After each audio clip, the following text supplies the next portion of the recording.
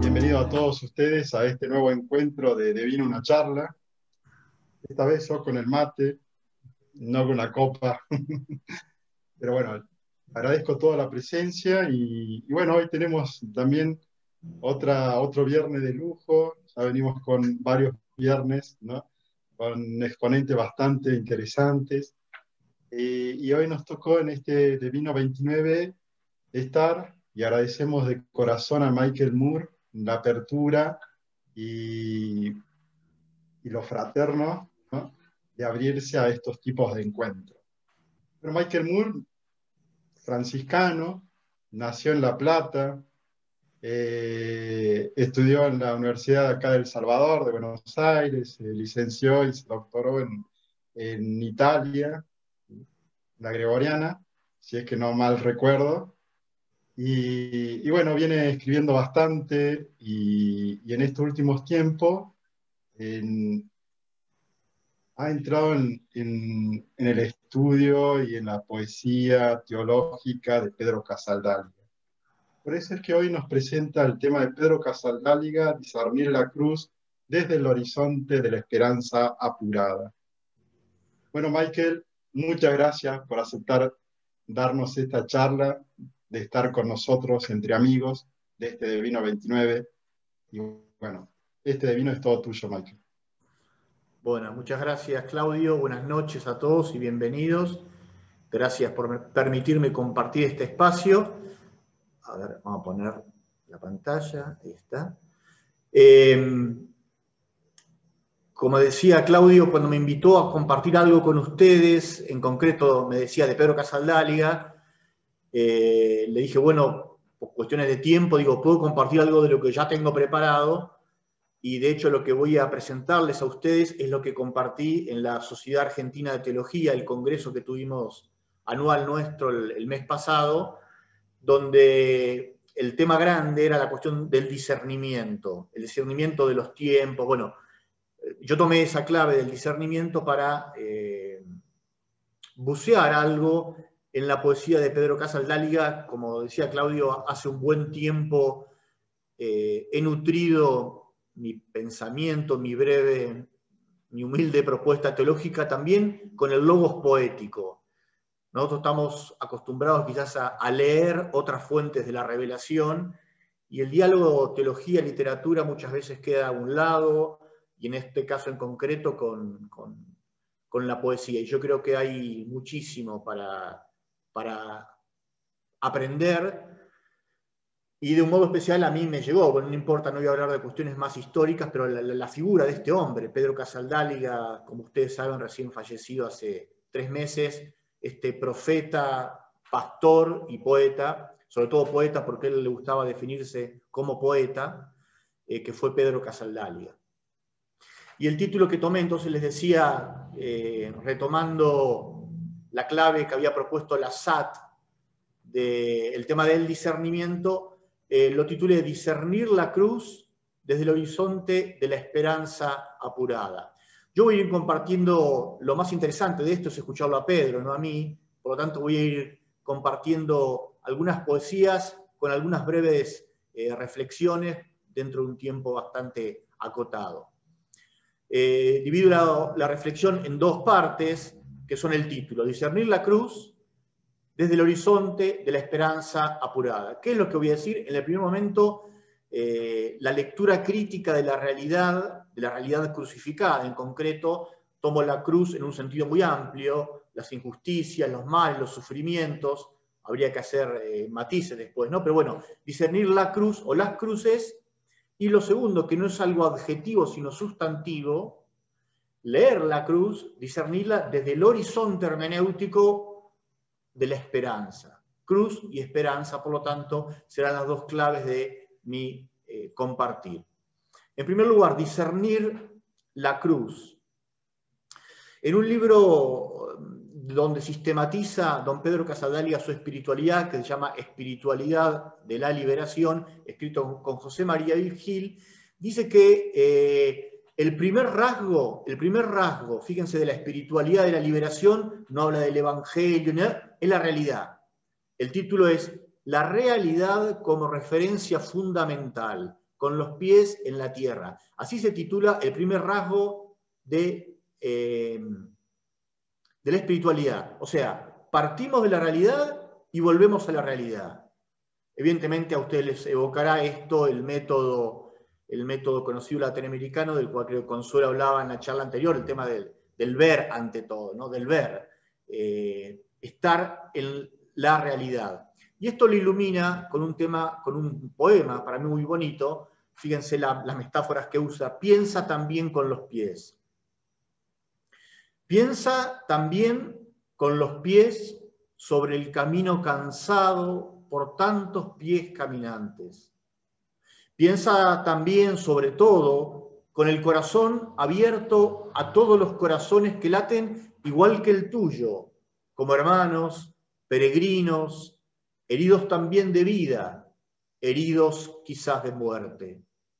Piensa vital, conviviente, conflictivamente hermano, tiernamente compañero. Diría entonces que este Casaldáliga dice: lo primero es tener los pies en la tierra y discernir con un discernimiento que podríamos caracterizar desde este poema como un discernimiento encarnado, empático, comprometido. Perdón, nota a pie de página. Evidentemente los poemas merecen ser leídos más tranquilos, meditados. Antes que me pregunten, yo no tengo problema en compartir después el PowerPoint. Se lo mando a Claudio y después él lo hace circular. Digo, porque la poesía hay que leerla no como la voy a leer yo, rápido y pasando a otra, pero bueno, es por lo menos a quien no lo tiene, que descubran el gusto y se sientan seducidos por leer directamente a don Pedro. Un segundo poema, en la línea del discernimiento, diría que nos presenta un discernimiento desde la dialéctica del análisis y la síntesis, de la cercanía y la lejanía. Los hombres que vuelan alto tienen gran poder de síntesis desde las nubes distantes, pero quien camina a pie analiza cada paso y sintetiza en sus ojos esta piedra, aquella flor, los ojos de cada hermano. Una invitación a la lectura crítica de la realidad desde el análisis y la síntesis, desde lejos y desde cerca. Y la segunda nota de la espiritualidad latinoamericana que dice don Pedro, que está en relación con la primera, es la indignación ética. O sea, ¿qué nos produce el discernimiento, la lectura crítica de la realidad, la indignación ética ante, dice él, no voy a leer todo el texto, ante el tema de la pobreza, de la injusticia, de la opresión? Esto nos recuerda algo que, bueno, es casi una verdad de perogrullo para mí, nosotros, pero no tanto a veces en nuestras prácticas pastorales, en la homilética, etc. A ver, que la encarnación, misterio central del cristianismo, nos remite a la historia, a la tierra. Dicho en lenguaje muy metafórico, Dios se hizo hombre, se hizo historia, para que dejáramos de buscarlo en el cielo, ¿no?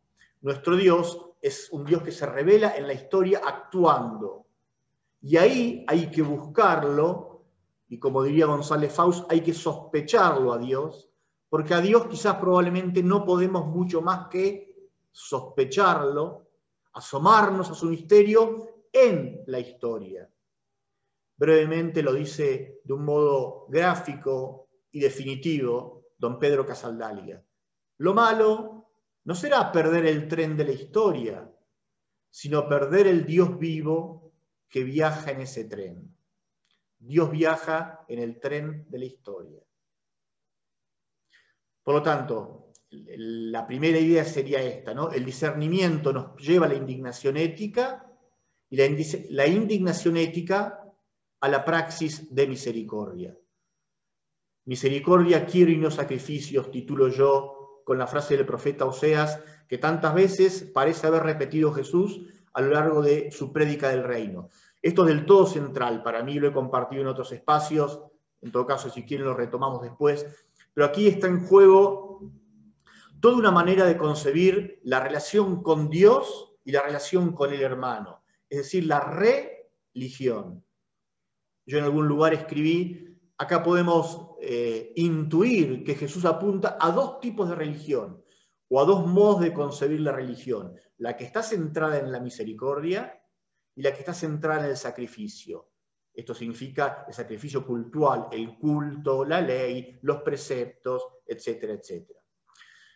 En esto es absolutamente coherente, creo, con el Evangelio, texto que leeremos este domingo, Mateo 25, que la praxis de amor y de justicia, dice don Pedro, es el criterio máximo de toda bondad moral por encima de todo culto o sacrificio.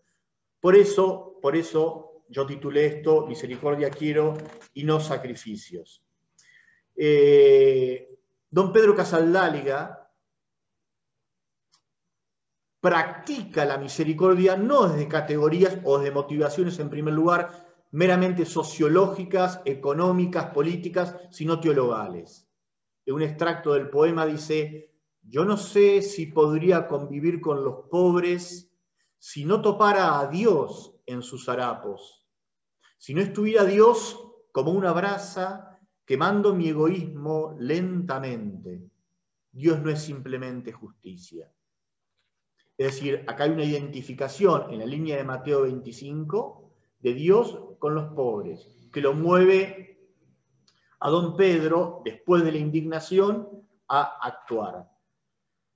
Es en definitiva el grito de Dios en el grito de los pobres, lo que lo interpela por una parte y lo que lo sostiene en la lucha. El grito de Dios en el grito de los pobres, lo que lo moviliza, lo que lo indigna y lo que lo hace actuar. Bien, y esta presencia podemos decir de alguna manera de lo divino en lo antidivino, cruz, sufrimiento, opresión, es lo que hace que el poeta busque entrar en contacto con Dios de un modo particular en el dolor del otro. En otro extracto de un poema, fíjense lo que dice Pedro. Nos dice: comulga su espíritu en la hostia, en el silencio de los pobres y en el grito de los muertos. Abrázalo en todo carne humana. Esto, digo, despunta una idea que yo también he trabajado bastante últimamente, que dicho en sencillo es, a ver, ¿dónde descubrimos a Dios, al Dios de Jesús, y dónde intentamos entrar en diálogo con Él, en comunión? Si nosotros en la Iglesia Católica hablamos de comunión, la mayoría de los cristianos directamente remiten a la Eucaristía. La comunión se da cuando comulgó la hostia consagrada. Esto es sumamente discutible. Y en todo caso se trata de una jerarquización de lugares de encuentro y descubrimiento de Dios. Nosotros vivimos en una cultura cristiana donde, y pasó esto ahora, con el tema de la pandemia, yo lo digo con todo respeto y con toda libertad, gente desesperada que no podía comulgar porque la misa, acá en Salta esto fue, bueno, no voy a entrar en detalles, Claudio sabrá, pero las actitudes, las reacciones de muchos curas realmente para mí escandalosas. Aparte, parece que si no comulgamos con la hostia consagrada, no entramos en comunión con Dios. Esto es una barbaridad teológica. Si quieren, después lo retomamos. Entonces acá, don Pedro está diciendo, sí, a ver, la hostia sí, pero también en el silencio de los pobres y en el grito de los muertos. O sea, ahí Dios se revela de un modo particular y nos está esperando. Entonces, buscar la comunión, diría también en otros lugares teológicos de revelación. Y en un soneto de los más bellos que tiene don Pedro, donde él hace una especie de, no lo leo todo ahora, pero donde él hace una especie de evocación de su vida, una evocación de su vocación, donde dice, mirá, intenté ser fiel, a veces sí, a veces no, y termina con esta afirmación. Le dice a Dios el poeta: no pagaré mis deudas, no me cobres. Si no he sabido hallarte siempre en todos, nunca dejé de amarte en los más pobres. Estos puntos suspensivos están de más porque ahí termina el soneto. Repito, hay que leerlo todo. Está él hablándole a Dios, diciéndole: bueno, mirá, mi vida fue esto, a veces esto. Y fíjense la insolencia, la libre insolencia del poeta que le dice a Dios en el cara a cara final. Mateo 25, lo del Evangelio de este domingo, dice: mirá, le dice a Dios, no me vengas con reclamos, no te voy a pagar nada, no me cobres, porque quizás no te encontré en muchos lugares, quizás te fallé en muchos lugares, pero nunca dejé de amarte en los más pobres. Fíjense qué belleza esto, ¿no? Qué belleza. Ojalá digo que nosotros, cuando nos encontremos con Dios cara a cara, podamos decir lo mismo. Porque me viene a la memoria esto, en definitiva, la pregunta es del texto que nos presenta ahora la liturgia, terminando el ciclo anual, que es este texto que decía del juicio final. La pregunta es: ¿qué hiciste con tu hermano? ¿No? La pregunta que hace Dios, Mateo 25, el enfermo, el que no tiene trabajo, el que está solo, el que se siente excluido, el que no se siente amado, el que está preso, bla, bla, bla, ¿no? ¿Qué hiciste con tu hermano? Es interesante, esto lo leí alguna vez en González Faust y no puedo encontrar ahora la cita, pero él dice: probablemente hay una única pregunta que merezca ser respondida. ¿Qué has hecho con tu hermano?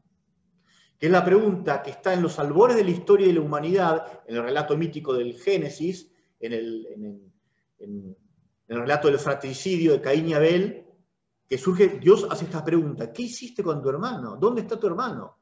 Y al final de la historia, Mateo 25, que habla del final de la historia, vuelve a surgir la misma pregunta: ¿qué hiciste con tu hermano? Que fíjense qué interesante, ¿no? Pensar nuestra vida, repensar nuestra vida y nuestra praxis desde esta pregunta, la probablemente única pregunta que nos harán el día del juicio final. ¿Qué hiciste con tu hermano? No cuántos rosarios rozaste, no a cuántas misas fuiste, no cuántos libros de teología devoraste. La única pregunta que nos harán es: ¿qué hiciste con tu hermano? Ni siquiera con Dios, ¿no? ¿Cuánto culto me rendiste a mí? ¿Qué hiciste con tu hermano? La praxis profética implica, por una parte, siempre anuncio y denuncia. De la parte del anuncio será el anuncio del reino y su praxis de misericordia. Y la denuncia la sintetizo simplemente acá en denunciar la manipulación de la cruz, porque don Pedro habla mucho de esto. Fíjense en el poema que dedica a Monseñor Romero, habla de una encarnación en un sentido amplio, no solo en la vida, sino también en la muerte. Dice: el ángel del Señor anunció en la víspera y el Verbo se hizo muerte, otra vez en tu muerte, como se hace muerte cada día en la carne desnuda de tu pueblo. Es solamente un extracto esto. Pero fíjense qué interesante la idea, cuando hablamos de la encarnación, es el Verbo que se hace carne y se hace vida. Y acá usa la categoría de la encarnación en un sentido análogo, amplio, diciendo que Dios en Jesús vuelve a encarnarse en cada muerte. El Verbo se hizo muerte. O sea, de alguna manera, subrayo, de alguna manera, análogamente, la encarnación se da no solo en la vida, sino en la muerte, sobre todo en la muerte injusta, en el asesinato, como fue el asesinato de Jesús, como fue el asesinato de Romero y de tantos otros. Y también en la muerte cotidiana, silenciosa, que pasa desapercibida, de la carne desnuda del pueblo. El Verbo se sigue encarnando en la muerte. Y este es el poema que más habla de la cruz, un poema bellísimo, durísimo, que sí me permito leerlo por entero. Se titula Maldita sea la cruz. Maldita sea la cruz que cargamos sin amor como una fatal herencia. Maldita sea la cruz que echamos sobre los hombros de los hermanos pequeños. Maldita sea la cruz que no quebramos a golpes de libertad solidaria. Maldita sea la cruz que exhiben los opresores en las paredes del banco, detrás del trono impasible, en el blasón de las armas, sobre el escote del lujo, ante los ojos del miedo.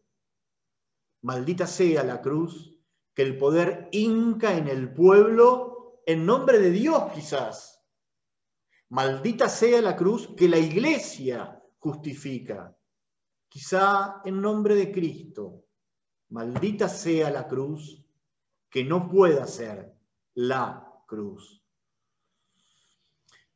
Yo creo que este poema durísimo y bellísimo es muy importante porque en Latinoamérica, por distintas razones que no vienen al caso, se ha dado muchas veces un devocionismo de la cruz, una exaltación de la cruz, diría yo, sin el crucificado. La cruz solo tiene sentido para nosotros con el crucificado, es decir, la cruz que remite a una historia, la cruz que remite a una historia, y que termina siendo denuncia porque Jesús muere en la cruz para mostrar, a través de su oferta de vida, que no todo está permitido, porque lo que Dios no quiere es la cruz.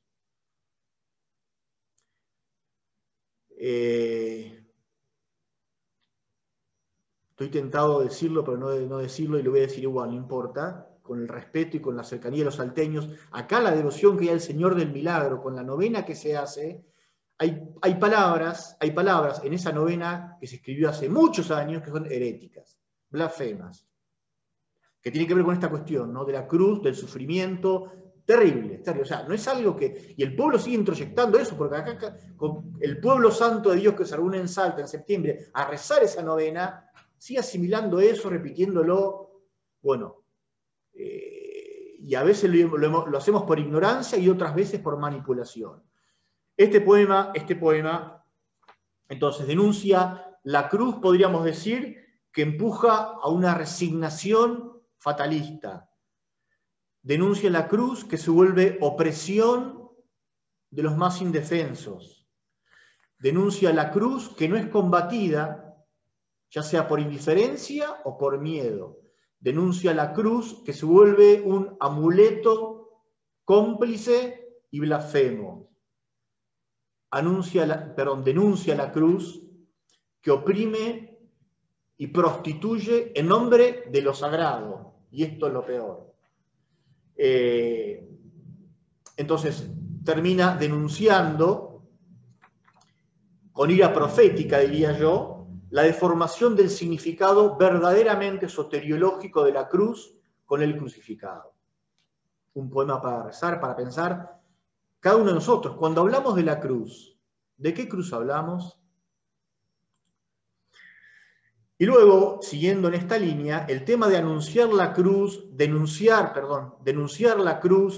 dónde lo hacemos? Este bellísimo poema nos remite al lugar teologal, diríamos, de desde dónde hablamos. Sobre todo, y en este caso, ¿desde dónde denunciamos la cruz?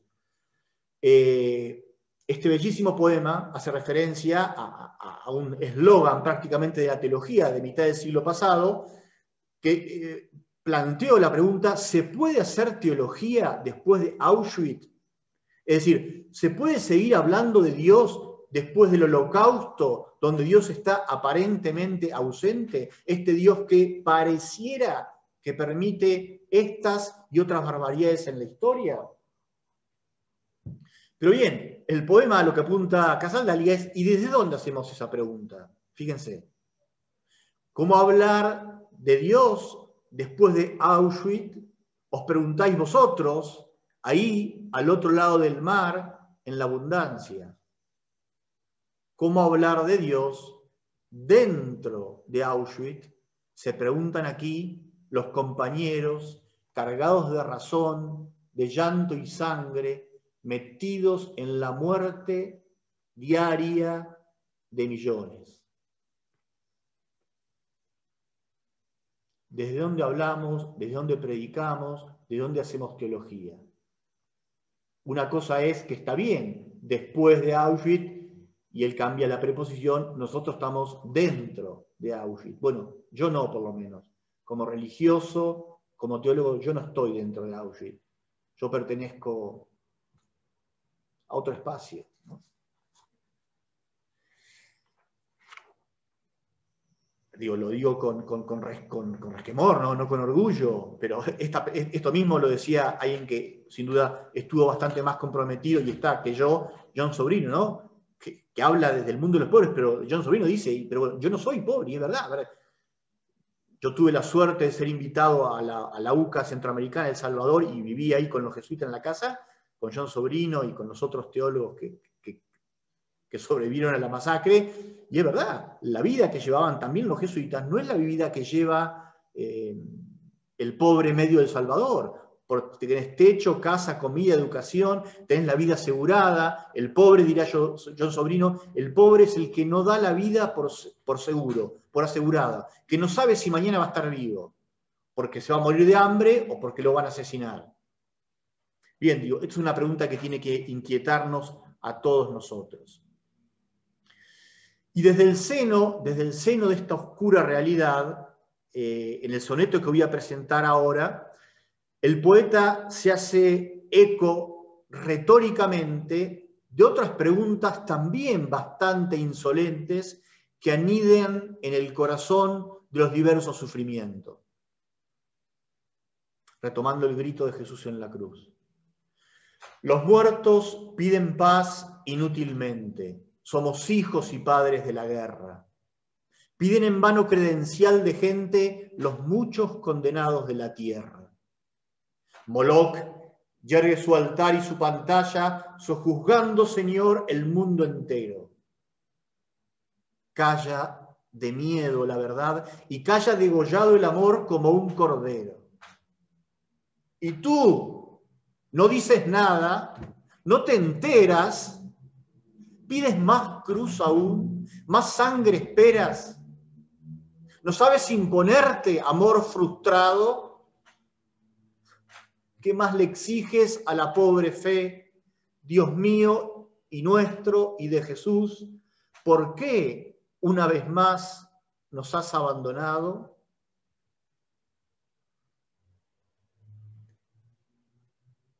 La pregunta es el grito de tantos crucificados en medio del dolor que dirigen con todo derecho la pregunta a Dios: ¿dónde estás? No haces nada, no decís nada, no te enterás. No sabes imponerte, amor frustrado. Es bellísimo esto, a mí me encanta este verso. Evidentemente es una pregunta retórica del poeta, ¿no? Que se pone en la carne de tantos crucificados y le dice a Dios así. El grito, si me permiten, la puteada, forma parte de la oración también. Gritar, enojarse con Dios, al menos en un primer momento, para en un segundo momento, reflexionar. Pero esta pregunta es válida. ¿Por qué no haces nada? ¿Por qué no haces nada frente al COVID? ¿Por qué no detenés el virus? Bueno, las reacciones ya hemos visto lo que ha sido este año, ¿no? Las salvajadas que han dicho más de un teólogo y un teólogo purpurado, ¿no? Lo mandó Dios porque... Bueno, después si quieren retomamos esto.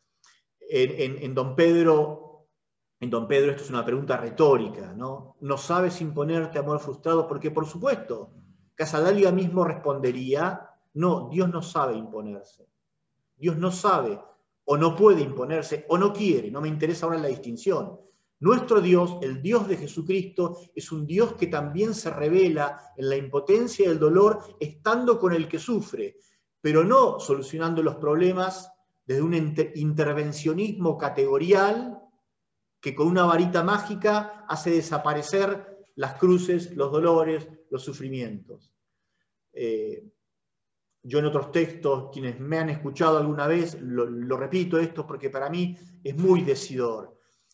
Cuando los hombres al pie de la cruz le dicen a Jesús: bajá de la cruz y vamos a creer en vos, Jesús no baja de la cruz, Dios no lo baja de la cruz, y entonces tenemos que hacer teología, digo yo, teología post factum. Dios no bajó a su Hijo de la cruz milagrosamente, Jesús no se auto bajó de la cruz, y por lo tanto Dios no va a bajar a ningún hijo suyo o a ningún pueblo de ninguna cruz. Dirá Sobrino, Yacuría, es nuestra la vocación de bajar de la cruz al pueblo crucificado. Por lo tanto, Dios no sabe imponerse, no puede, no quiere, y con toda la frustración que puede implicar esto, ¿no? Esto es bellísimo, es para rezarlo, es para rezarlo, más que para hablarlo, ¿no?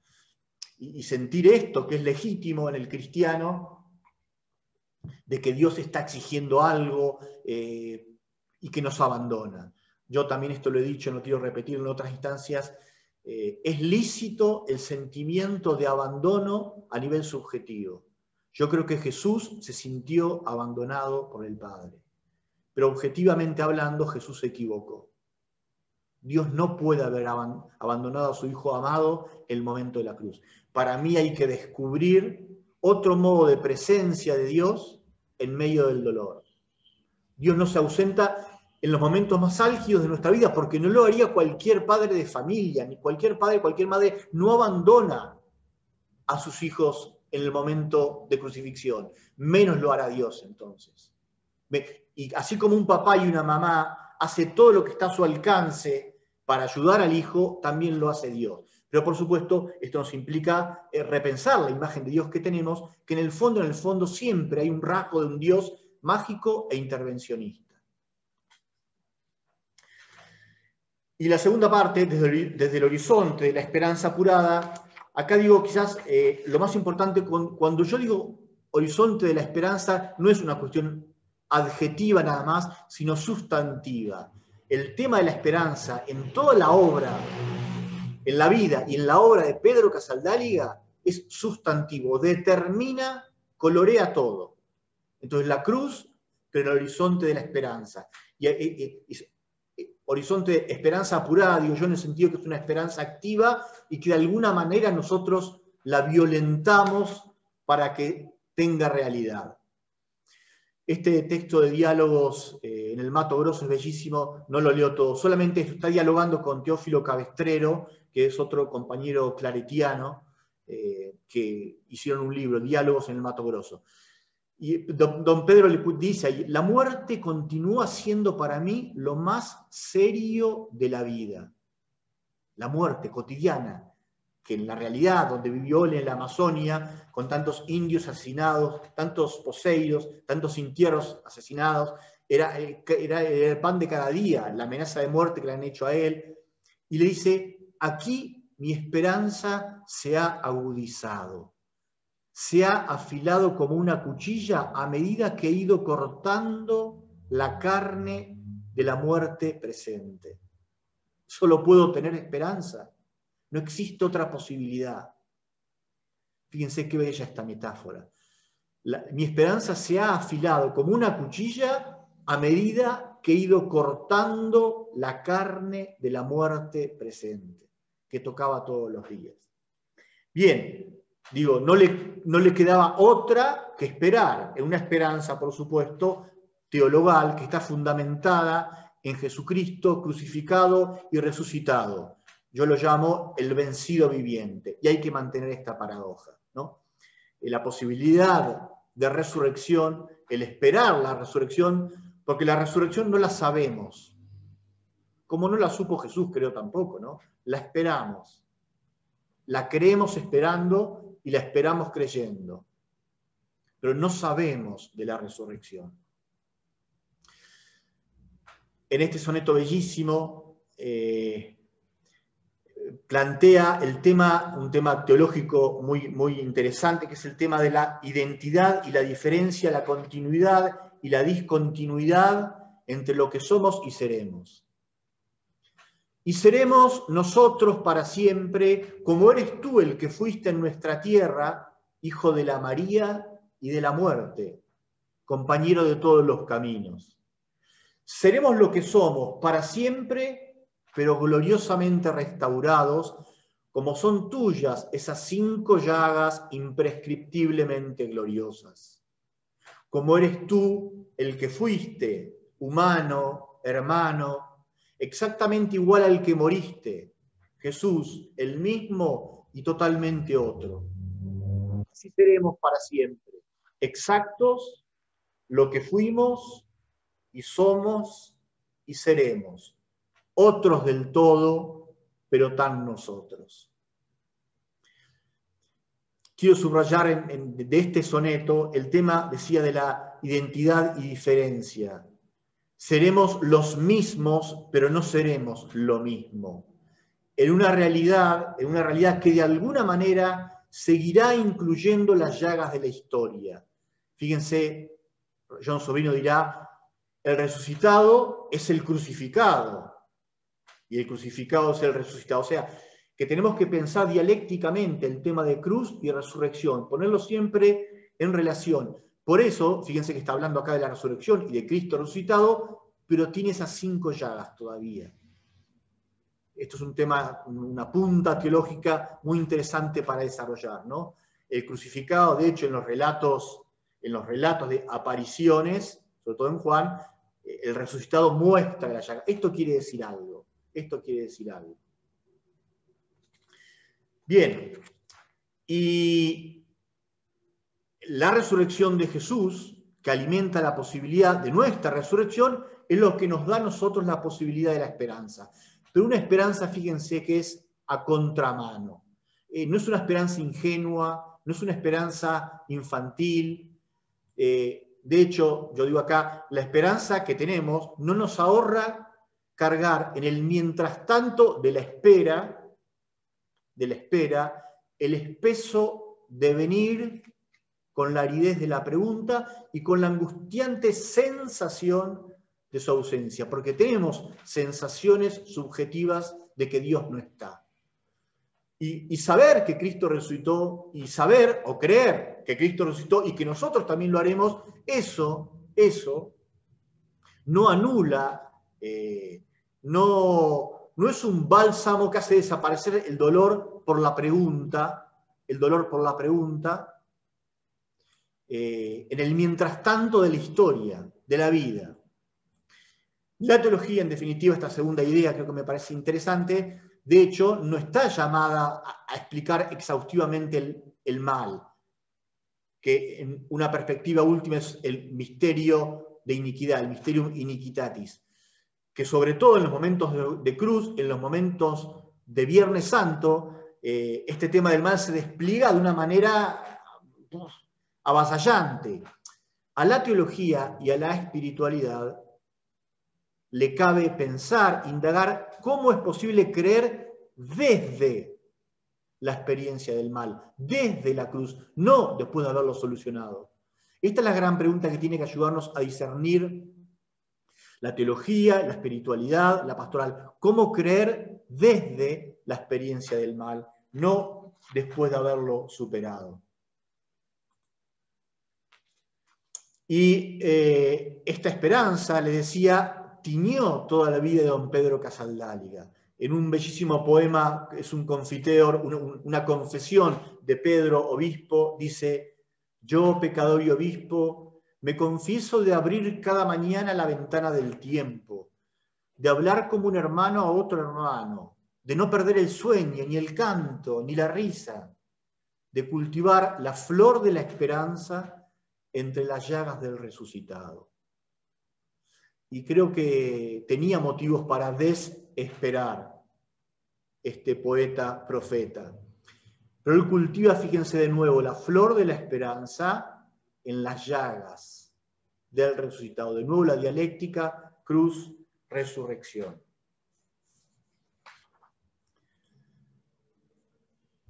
Y esta esperanza que cultiva el poeta, de alguna manera, está legitimada porque antes el poeta pudo y quiso morir con la muerte de tantos otros. De nuevo la dialéctica, muerte, resurrección. Porque lo espero a él y porque espero que al encontrarlo todos nos veamos restablecidos por el sol primero y el corazón seguro de que amamos. Porque no acepto esa mirada fría y creo en el rescoldo que ella esconde, porque tu soledad también es mía. Y todo yo soy una herida donde alguna sangre emana y donde espera un muerto. Yo reclamo primavera, muerto con él ya antes de mi muerte. porque aprendí a esperar a contramano de tanta decepción. Te juro, hermano, que espero tanto verlo como verte.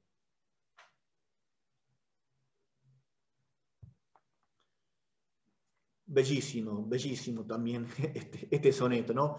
El poeta que dice, a ver, en el tema de la resurrección, en el tema del reencuentro, en la escatología, no solo quiero ver a Dios cara a cara, quiero encontrarte con vos, hermano, con quien compartí tantas historias de dolor, de angustia, de muerte. Supe sufrir con vos, tu soledad también es mía, muero con vos, me siento herido con vos.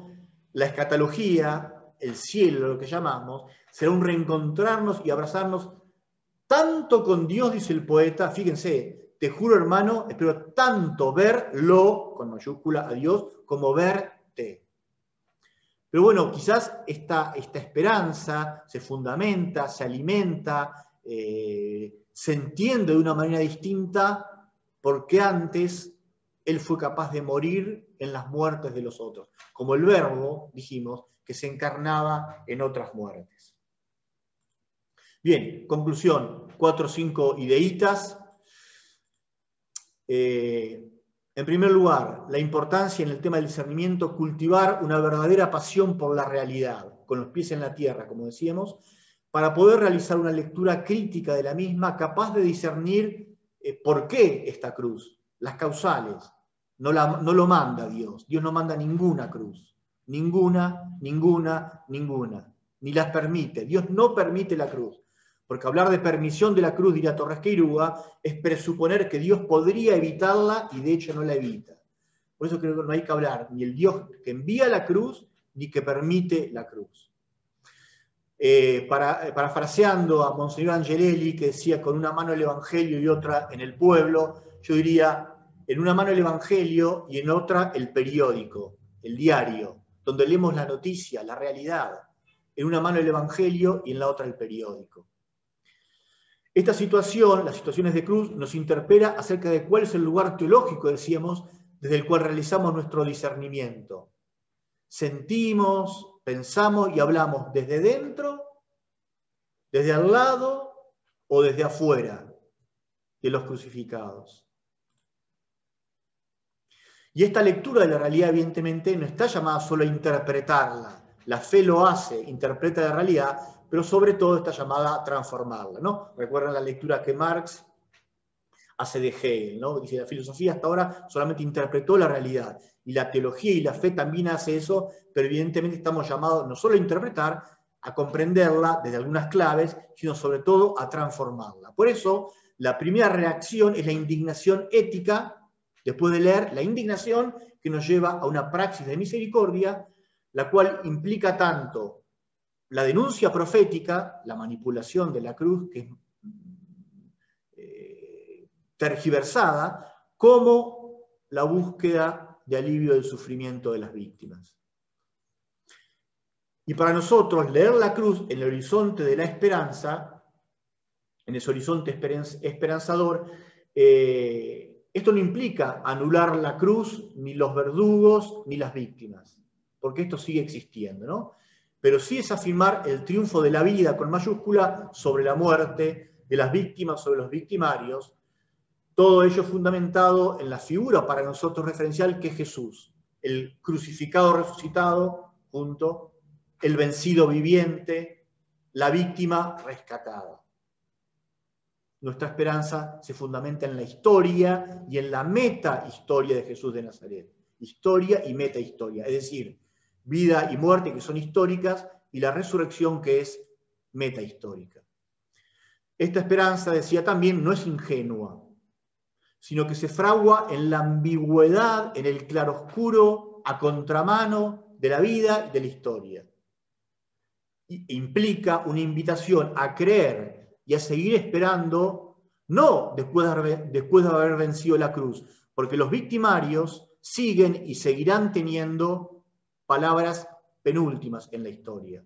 Entonces, no después de haber vencido la cruz, sino desde el seno de la experiencia misma del mal. Ahí estamos invitados a creer, a reflexionar, a predicar, a hacer teología. Y por último, las situaciones de cruz, digo, son una especial invitación a seguir asomándonos al misterio que es Dios. Dios es misterio y permanece misterio aún después de revelarse. Y a replantearnos quién y cómo es ese Dios en quien creo y se basa mi espiritualidad o mi teología, y más en concreto, la cuestión más ardua, cómo se relaciona Dios con la historia de sufrimiento, de los individuos, de los pueblos, de las víctimas en especial. En definitiva, termino, la vida, de un modo particular, aunque no solo, en los momentos de cruz y muerte, piden un especial discernimiento. Nos instala ante la pregunta acerca de cómo estamos respondiendo nosotros a ese don que es la vida, en nuestra biografía personal, en mi vida, y sobre todo, desde el lugar de los más vulnerados. Porque, dice Pedro en un sucinto y definitivo poema de nuevo, esta es nuestra alternativa, vivos o resucitados. Muchas gracias.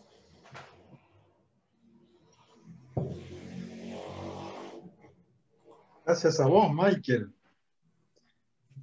Yo te confieso, me encanta, digamos, escuchar esto. La verdad que esta relación poesía, teología, es un campo bastante interesante, ¿no? En la medida que nos abre muchas cosas. Y a medida que te iba escuchando, me entraba a las categorías como el sentipensante, ¿no? Y también esta idea de sentipensante en la poesía, y en la poesía de Pedro Casaldáliga, incluye un ámbito más, el creyente, pero no el que cree solamente en el más allá, sino el que cree en las cosas que pasan aquí, ¿no? En esas cosas de dolor. Sentipensante, pero creyente. La verdad que me abrió estas cosas y también ese campo de reflexión poética teológica, que no es una poesía descarnada, sino bien en el acontecer del pueblo. Bueno, esto es lo que me abre tu panorama y tu reflexión, Michael. Comparto también con la comunidad, así que abrimos este espacio, Michael, de resonancia, si querés, de preguntas, ¿no? Y bueno, está abierto el espacio también para la comunidad, puede levantar la mano o pedir la palabra por el chat. Creo que Lo que decías de lo del lenguaje, perdón, lo del lenguaje, Claudio, es muy importante porque quienes hablamos de Dios de alguna manera, hacemos teología, ya sea académica o no académica, estamos muy circunscritos al logos teológico, racional, ¿no? Y hay otro enorme, diversos lenguajes para hablar de Dios, diversos lenguajes para decir el misterio.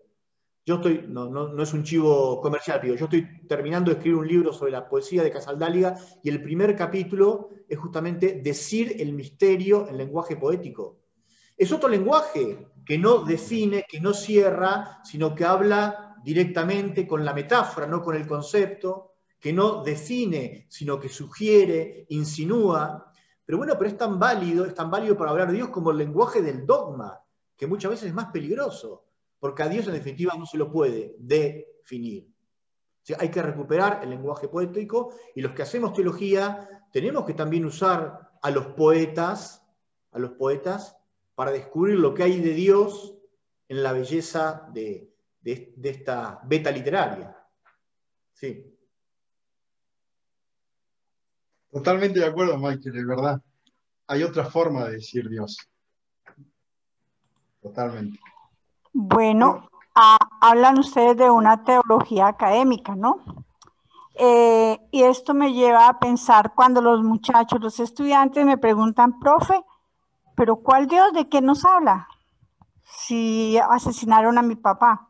el mío está secuestrado, mi mamá murió de un cáncer, la drogadicción, mire las pandillas. ¿Cuál Dios? ¿De qué Dios nos habla?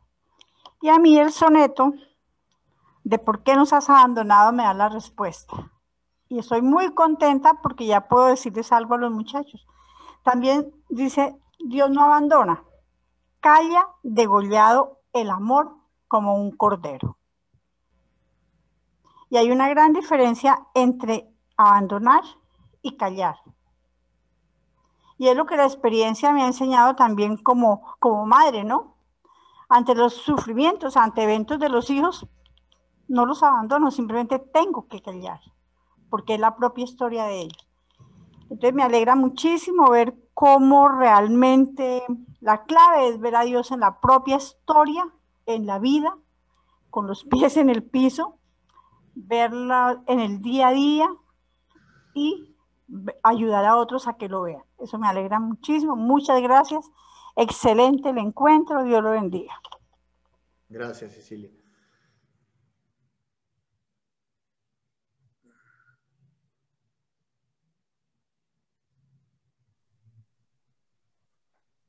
Creo que alguno había levantado la mano, no sé si Mariano, ¿habías levantado la mano o no? Bien. Bien, Consuelo, damos la palabra. Bueno, no, pues muchas gracias, Michael, por tu exposición o tu compartir más que una exposición, pues esa experiencia vital de don Pedro Casaldáliga.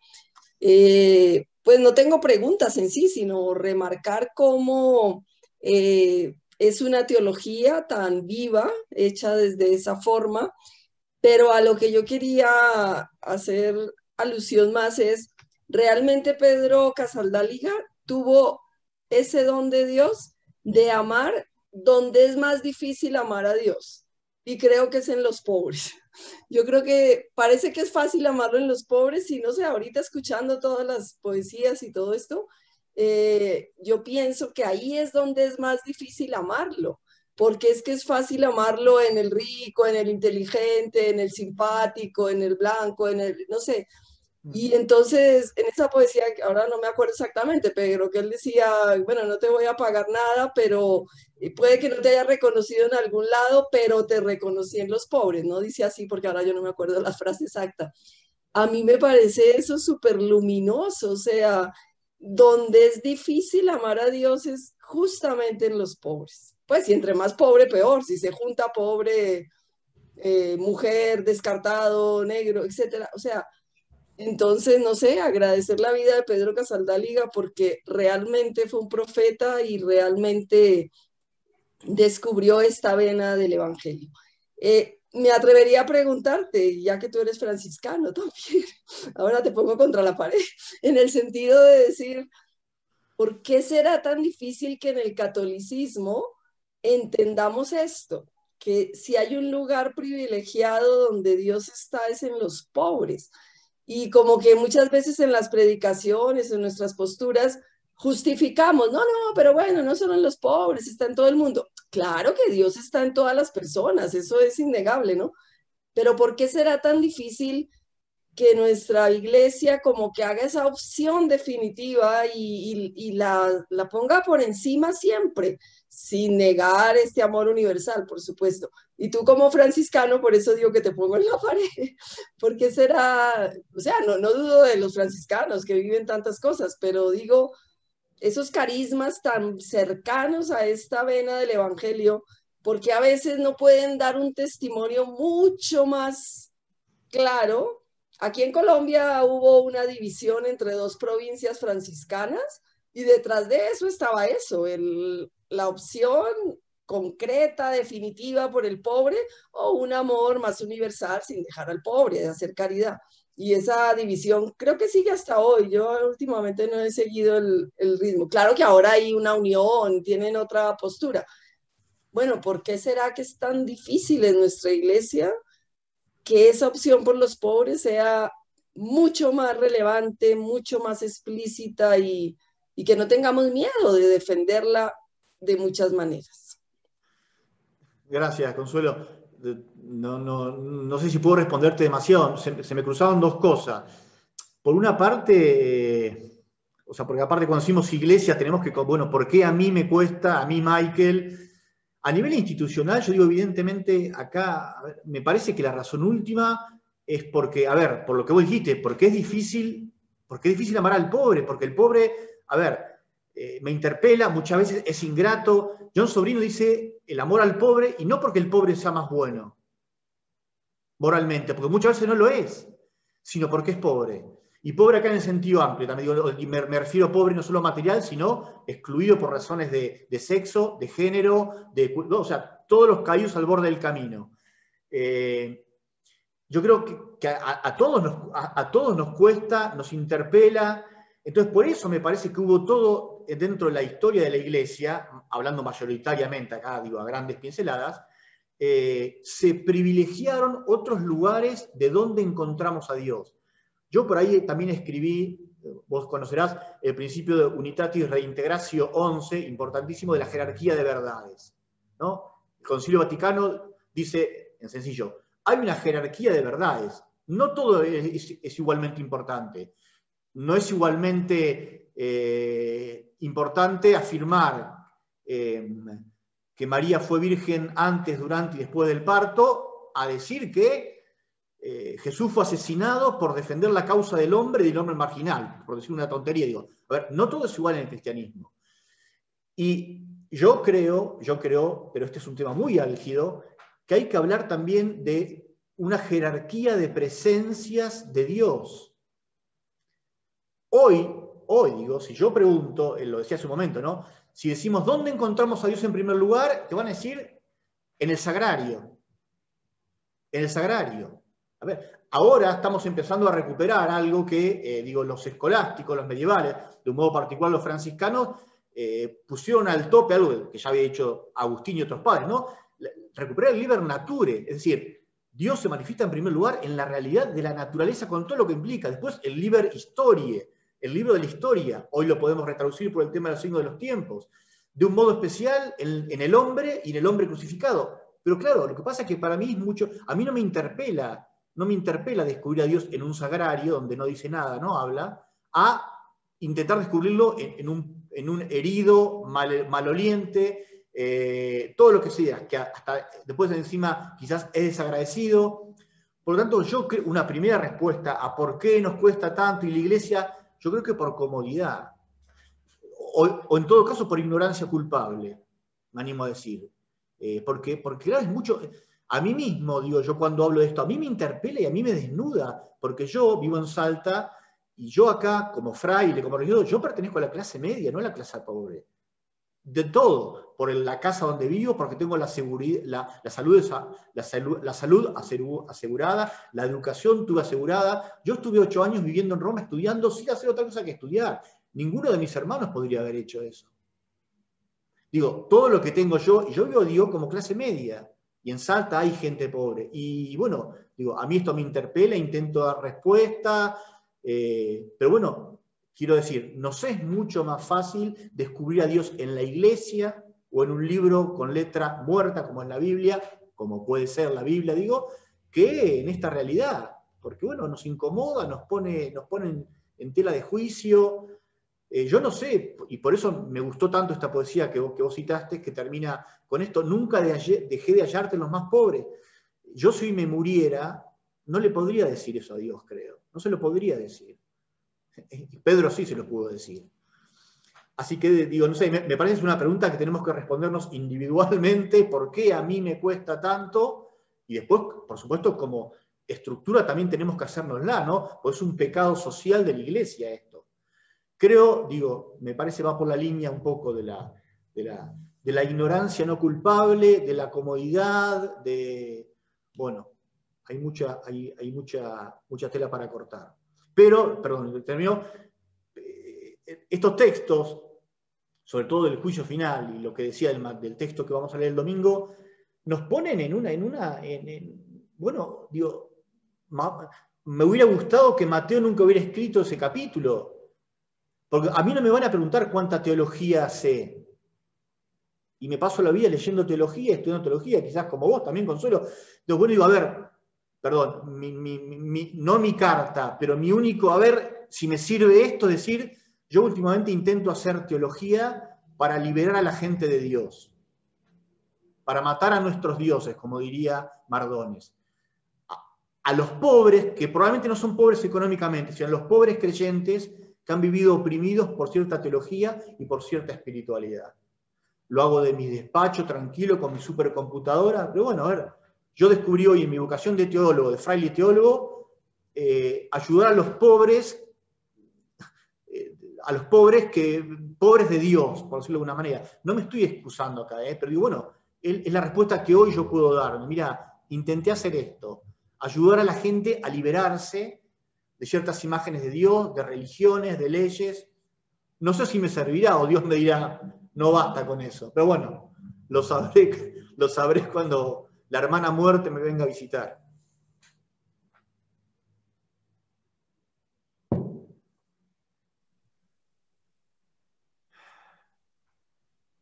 Gracias, Michael. Hay algunas intervenciones en el chat, Michael. No sé si hay una intervención de Pablo Pagano, no sé si la querés, Pablo, si tuyo, micrófono.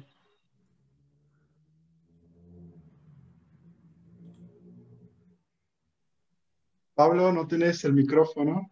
Va si querés intervenir. Ahora, Ahora sí se te escucha, Pablo, gracias. bueno, un saludo a todos. Llegué un poco tarde porque tenía clase. Me gusta ver a Olga también, que nos conocimos en Bogotá. Bueno, y a otras personas. No, yo había puesto en el chat que Santo Tomás admitía que la Sacra Pagina y que la teología en realidad tiene necesidad de las imágenes, precisamente porque el concepto no puede abarcar el misterio de Dios. De modo que por ahí va toda la vía de una teología estética también, pero no de una estética, diríamos, de lujo, sino esta estética que desde América Latina ha desarrollado Pedro Casaldáliga y otros teólogos también, ¿no?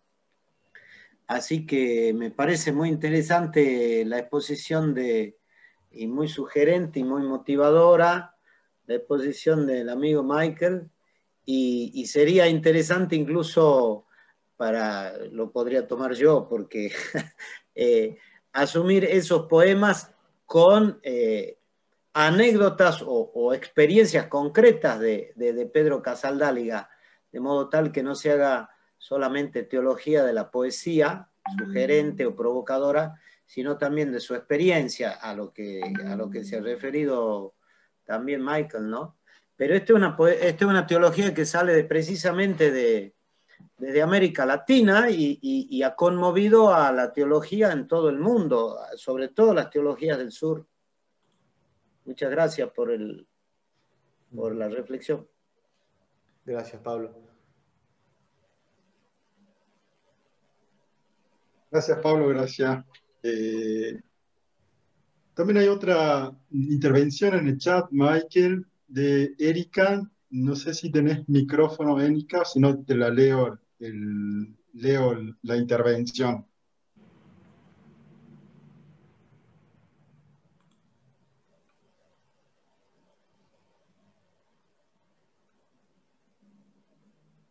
Bien, no puede utilizar el micrófono, así que te leo la intervención de Erika, Michael.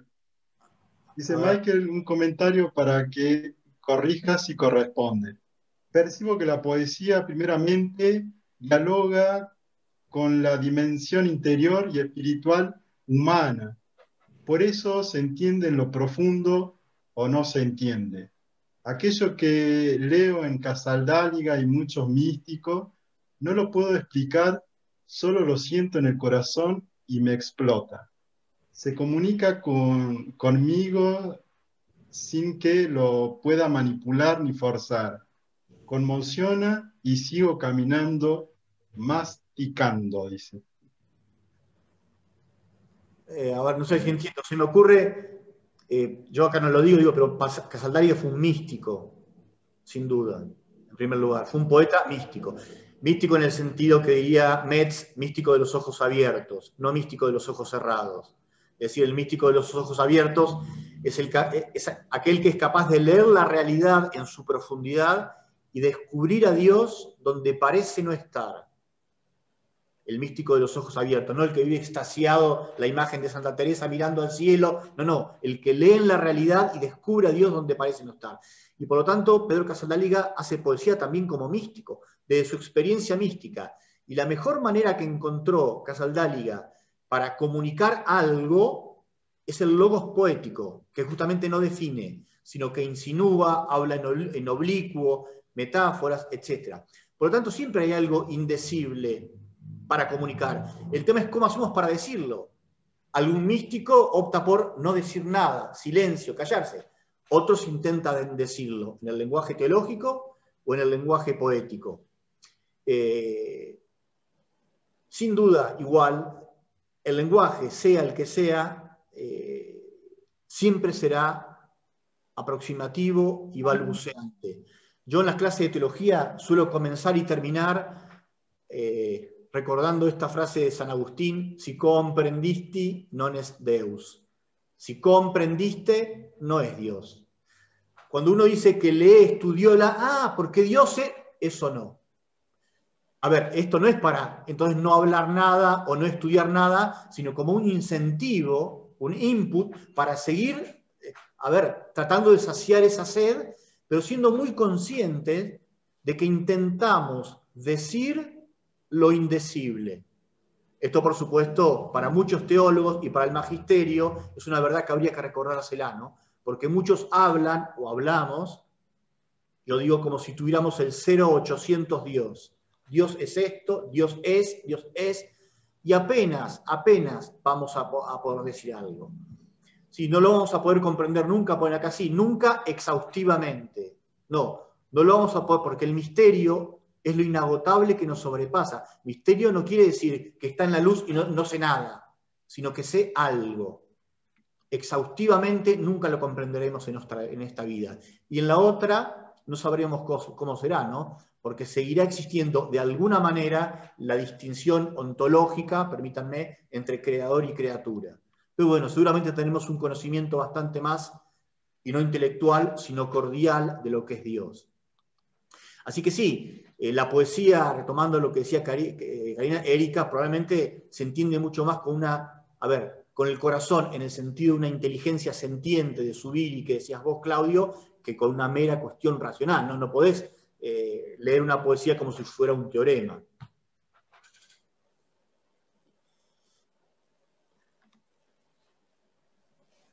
Gracias, Erika, gracias, Michael. Enrique había pedido la palabra. Enrique.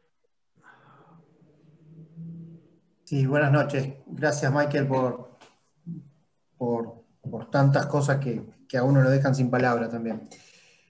Pero tomando algo que dijiste en palabras de Angelelli, que decía esta frase de Angelelli: con un oído en el pueblo y otro en el corazón, y vos decías con un oído en el pueblo y la otra en el periódico, en la realidad, dijiste. Ahora mi pregunta es, ese periódico, esa realidad, en realidad, para mí la realidad son lecturas subjetivas. Cada uno lee esa realidad subjetivamente. Entonces, ¿a qué realidad, a qué periódico, entre comillas, estamos leyendo hoy en el mundo, ¿no? Sí, la frase es con un oído en el Evangelio y otro en el pueblo, no en el corazón. Evangelio y pueblo. Y yo dije Evangelio y periódico. ¿Qué es lo que te quiere decir acá? Es interesante la cuestión, por ahí daría mucho para charlar, porque de nuevo es ¿dónde descubrimos lo que Dios nos está diciendo? Nosotros muchas veces nos encerramos en la pieza, en el cuarto o en la iglesia y leemos la Biblia y queda ahí. Dios, fíjense lo que digo, Dios sigue hablando con la misma intensidad con que le habló a Isaías, a Jeremías, a Moisés, a Mateo, a Lucas, a Pedro, a Pablo, con la que habla hoy. Y el mismo espíritu que inspiró a los evangelistas, a los profetas y a Jesús, el mismo espíritu actúa hoy en la historia y nos impulsa también a nosotros a hablar. Esto en realidad, porque en realidad decir Biblia, Evangelio e historia, ahora es una única realidad, o si querés, leer la realidad desde la óptica del Evangelio. Ahora, la realidad, yo dije periódico porque es gráfico, me refiero a leer lo que nos pasa, la historia. Por supuesto, si yo digo periódico, lo que decís es verdad. Una cosa es leer Página 12 y otra cosa es leer Clarín, en Argentina, perdón. Página 12 y Clarín, evidentemente, que de ahí, a lo que yo me refiero que tenemos que acostumbrarnos es leer la realidad. Pongo un ejemplo, ¿qué lecturas hicieron cada uno de ustedes como creyentes en este gran signo de los tiempos que es el COVID-19? ¿Qué está diciendo? Dios está hablando. ¿Qué está diciendo? ¿Qué está diciendo? ¿Cómo nos está interpelando? Eso quiere decir leer la realidad. Todo lo que pasa, todo lo que puede pasar acá o allá, a eso me refiero. Cuando digo el periódico es porque se supone que es donde se nos pasan las noticias. Después, por supuesto, como diría Leonardo Boff, todo punto de vista es visto desde un punto. Todo punto de vista es vista desde un punto. La lectura subjetiva y perspectivista de la verdad es el principio básico, me parece, de toda epistemología. O sea, saber que, podemos decir, la verdad es absoluta, bueno, sí, puede ser, pero el acceso a la verdad es siempre perspectivista. Porque esto dirán todos los grupos de derecha, también de la Iglesia. La verdad es absoluta, ¿sí? Está bien, ok. Dios es absoluto, ok. Pero el acceso a la verdad siempre es perspectivista, de una perspectiva, que por eso necesita del diálogo, la complementariedad con otros. Eso era lo que quería escuchar. Gracias, Michael. Muy amable. Gracias, Enrique. Bueno, María del Pilar levantó la mano. María. Okay. Hola, buenas noches, muchas gracias, Michael. Más bien tengo más preguntas que tuve la oportunidad de hacer un seminario en Yad Vashem, en Jerusalén. En el Yad Vashem es el museo de la Shoah, del Holocausto. Y estar 2 semanas junto a profesores de Latinoamérica estudiando ese fenómeno, y es un espacio que lo abren todos los años para justamente dar conciencia de esa realidad. Lo hice en el 2014 y esa realidad siempre me ha quedado presente. Justo este año también participé en la Noche de los Cristales, o sea, la celebración que conmemora la Noche de los Cristales Rotos. Y lo digo porque uno de los poemas de justamente Casaldáliga habla de esta realidad de la Shoah, del campo de concentración de Auschwitz, ¿no? Y a mí me llamó la atención escuchando a los sobrevivientes, compartiendo con nuestros hermanos, o sea, nosotros tenemos también raíces, por eso también fue la experiencia que me acerqué a estar y compartir con ellos. La realidad de cuando ellos decían que estaban vivos y que su venganza de hoy en día era que estaban vivos y que era la familia que tenían, ¿no? O sea, cuando terminaban de contar las experiencias crueles, que en aquel momento también yo decía, eso está pasando en Venezuela, esa misma realidad ideológica está sucediendo en Venezuela, y hoy lo que se está sucediendo en Venezuela es tipo un nazismo exacerbado y con cantidad de personas muertas y de violaciones de derechos humanos peores que la que pasaron en Auschwitz, y lo digo porque tengo personas asesinadas amigas, o sea, dentro de Venezuela, y el último amigo lo asesinaron el año pasado, hace 2 años. Y entonces es la misma pregunta que también yo creo que la misma realidad cuando tocas el dolor y cuando tocas la realidad, la realidad de la pobreza extrema, son situaciones límites, y la realidad del migrante también son situaciones límites. O sea, cuando tú acabas de decir, Dios nos sigue hablando, ¿no? Y la pandemia nos hace tocar realidades límites. O sea, y el límite, cuando escuchás las experiencias de los sobrevivientes, es que también ellos pasaron el límite y sintieron una fuerza también, ya a través de personas que lo colaboraron, que eran los justos, que ellos llaman los justos, que les ayudaron a sobrevivir. y hoy día los migrantes que están pasando situaciones límites de límites, están también experimentando otras personas, otros justos que le están tendiendo la mano y están sobreviviendo.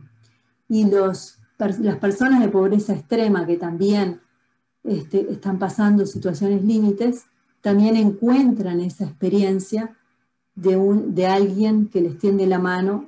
O sea, yo creo que esas lecturas, digo esas tres situaciones, porque creo que Casaldáliga también vivió en situaciones permanentes de límites, de amenazas a la vida, ¿no? Y en esas amenazas, como ahora estamos experimentando con el COVID, son realidades que nos hacen darnos cuenta de cuál es nuestra esencia humana, y toda ideología, hasta dentro de nuestra iglesia, por decir a Dios y tener una ideología de Dios o todo queda mudo y en silencio, porque frente a eso no hay respuestas.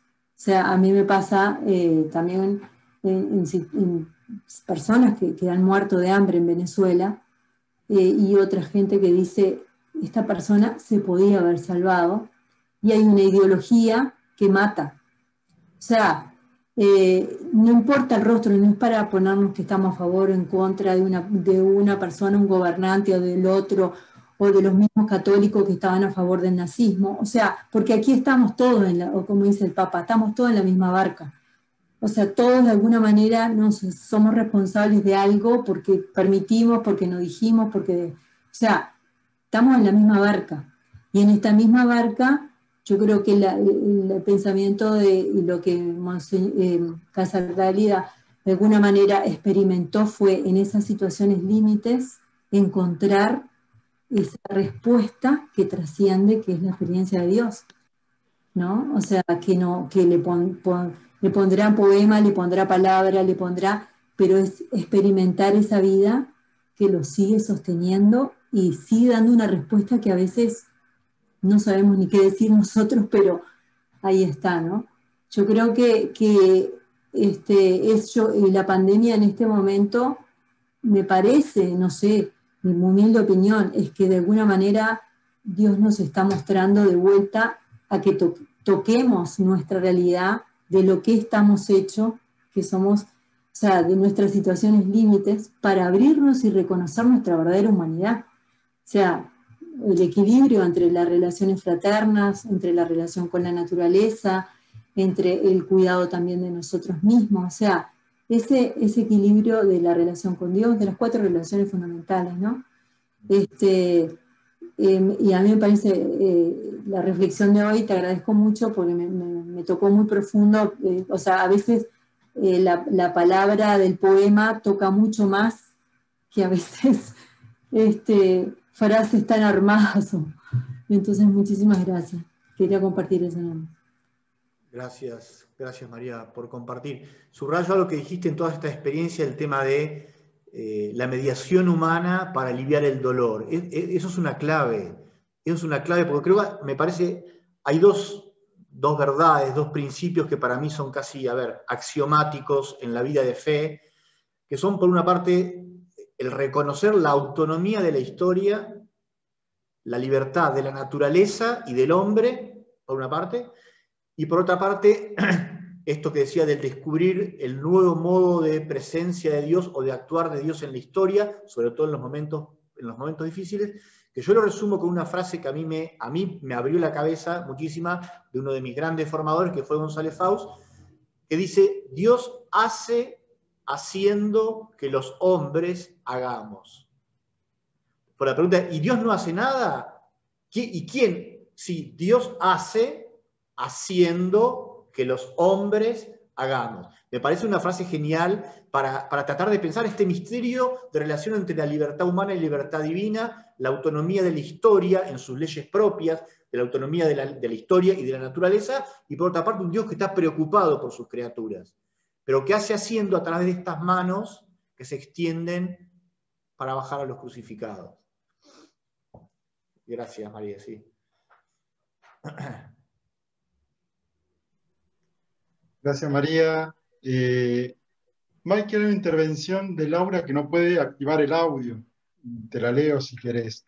Dice: gracias, te agradece Michael por esto. dice que bueno sería aprender a hablar desde la realidad y no desde el dogma.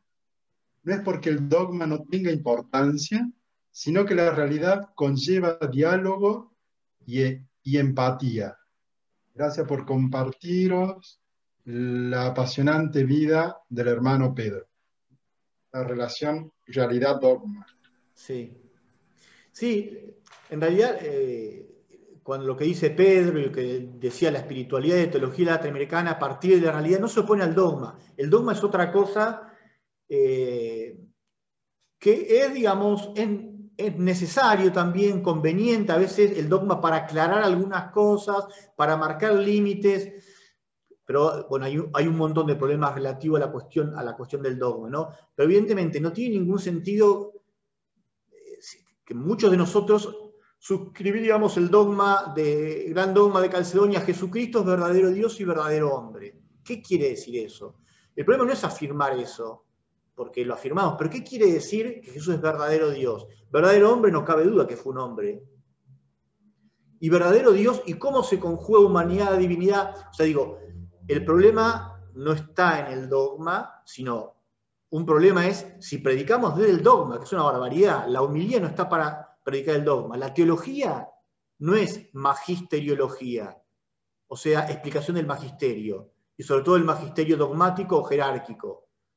La teología es otra cosa. La teología es otra cosa. Hay que aprender a distinguir también los niveles del lenguaje: homilía, catequesis, teología. Entonces digo, no somos antidogmáticos, pero el dogma tiene una especificidad bastante concreta en la Iglesia, y que es marcar algunos límites en el devenir de la reflexión crítica sobre la fe, que esto es la teología. El problema es cuando hacemos dogma. A ver, si no crees que Jesucristo es Dios, verdadero Dios y verdadero hombre, te vas al infierno. Ahora no se dice así, pero en otro momento sos un hereje. ¿Y qué quiere? ¿Y que Dios es un eitrino? ¿Qué quiere decir?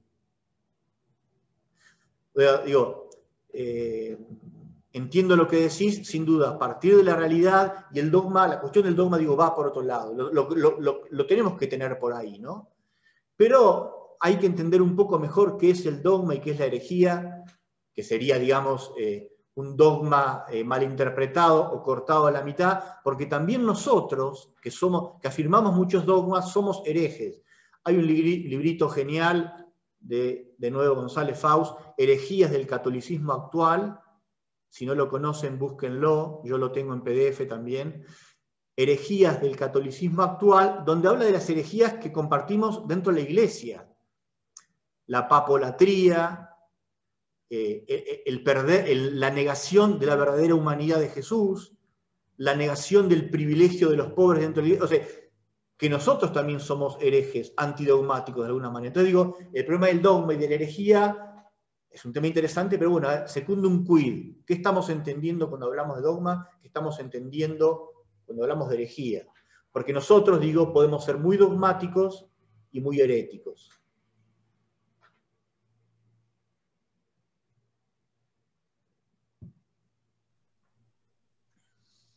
Gracias, Laura. Muchas gracias, Michael, comunidad.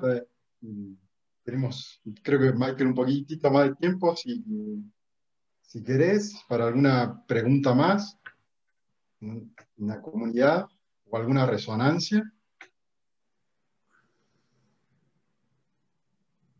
Pablo. Sí, gracias. Uno enseña o trata de enseñar o transmitir teología en las aulas de la universidad. Yo en la Universidad Católica lo hago acá en Salta y teóricamente pareciera que no es tan difícil, y resulta que no, que al contrario. Es muy interesante la teología para universitarios, porque precisamente es intentar hablar de algo así como el misterio de Dios en una época y en una edad de jóvenes en donde la cuestión de Dios parece no ser importante o no tocar demasiado la vida, aunque en algunos no haya una agresividad, diríamos, del ateísmo. Entonces Estas reflexiones de Michael, que son la otra cara, diríamos, de la historia o de la reflexión, son muy interesantes porque hacer teología en la universidad no significa bajar un programa, ¿no? Llámese ejes generativos o lo que sea, o unidades, sino arriesgarse a armar el programa recién al final de la materia, en realidad, a partir de lo que los alumnos han ido provocativamente preguntando o silenciando, ¿no? Me parece que este modo de la teología que nos ha mostrado Michael es muy interesante para hacer una transformación pedagógica de la teología o de la fe también en general. Gracias, Pablo.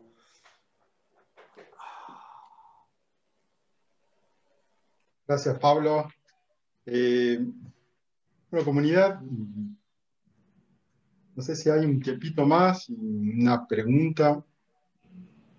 Si no, nos vamos a tomar el vino. Yo estoy esperando, hoy traje agua porque queda feo estar hablando. Si tengo todo el agua que no, pero ahora me está esperando el buen vino. Yo no pude ir a comprar vino, así me quedo con el mate. Bueno, Michael, muchas gracias por esto. La verdad que me quedo con muchas cosas, Michael. Me quedo con esta denuncia de la cruz, muy interesante, ¿no?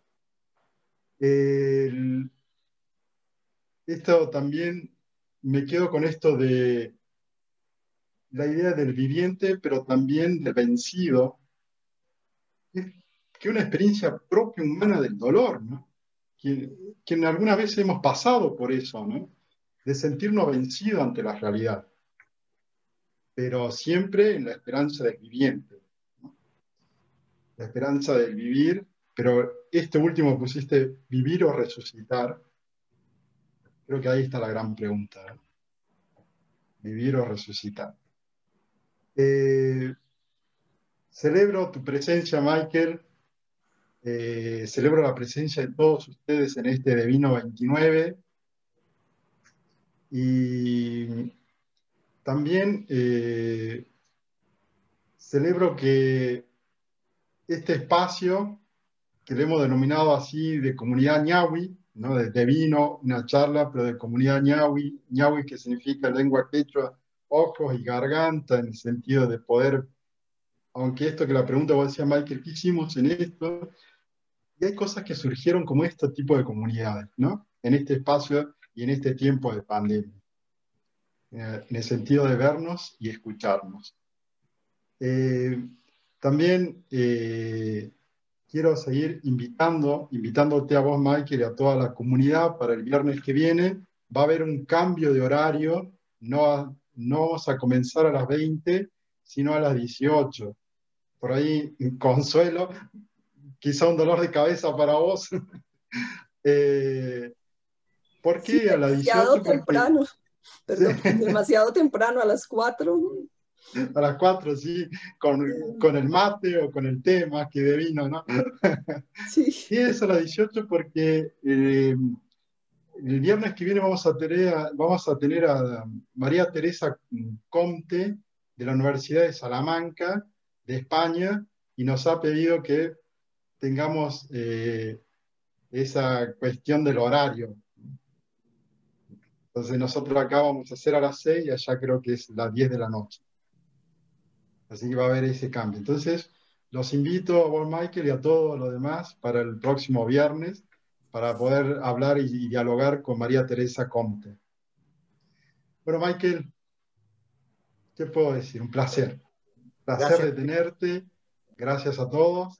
Y celebramos, hoy no tengo vino, celebramos este Divino 29 con vos, amigos ya de Ñahui, y todos ustedes también, amigos de Ñahui. Muchas gracias. De nuevo, gracias también, Claudio, por la invitación y a todos ustedes. Lo que dije, lo que le interese, yo le mando el PowerPoint después a Claudio, y si no me buscan en Facebook, Michael Moore, y ahí se los puedo mandar por el chat privado, ¿no? No hay problema, si les interesa tener el PowerPoint. Bueno, un abrazo a cada uno y hasta la próxima. Muchas gracias. Perfecto. Buenas noches a todos. Muchas gracias a todos. Sigan muy bien.